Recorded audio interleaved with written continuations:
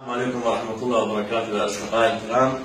اليوم إن شاء الله أعطيكم طريقة سهلة علاج منزلي لمعالجة داء القولون. مثل ما تعرفون داء القولون في الآونة الأخيرة انتشرت في كل بلادنا، والعجيبة قبل فترة إجاني شخص عمره 12 سنة مصاب بهذا المرض. فأنا شخصيا صار لي سنوات طويلة أبحث على علاج فعال ويكون مجرب حتى نقضي على هذا المرض الشاسع اللي منتشر في بلدنا. والحمد لله والشكر توصلنا إلى علاج فعال وسهل كل إنسان يقدر يستعمله بالبيت وبدون أي مضاعفات وبدون أي مخاطرة. مثل ما تعرفون أكثر الخلطات اللي تصير بالأعشاب الطبية أو أكثر العلاجات اللي بالطب الكيمياء ما جابت أي نتيجة، بس الحمد لله أني توصلت لمعالجة هذا المرض، وطريقته سهلة جدا. هو مجرد تمر الهند. تمر الهند الحامض، عندنا نوعين من تمر الهند مثل ما تعرفون، الحامض والمالح. التمر الهند المالح ما تصير، التمر الهند الحامض.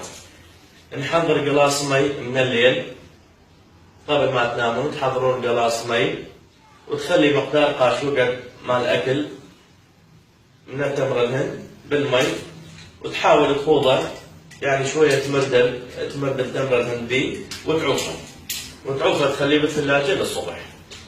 يبقى بالثلاجة للصبح، وتجي الصبح من الطلعة تشوفه صاير على هالشكل مستحلب التمر الهند بالمي.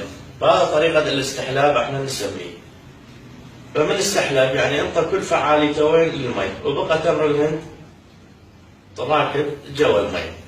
الصبح قبل ما تتريق تشرب المي الصافي، واما البقيه تذبه ما تشربه.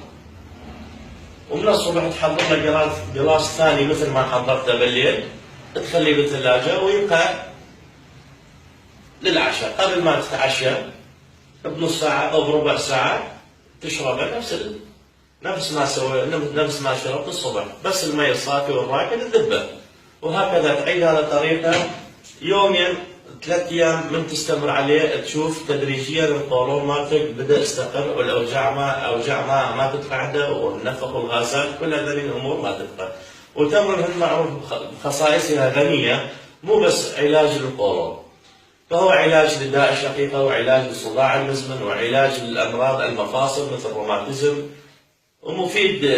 فهو مقوي عام وينزل كوليسترول بالدم، وحتى يجوز يعني اللي عندهم سكر لا يخاف، يقول أنا عندي سكر احتمال التمر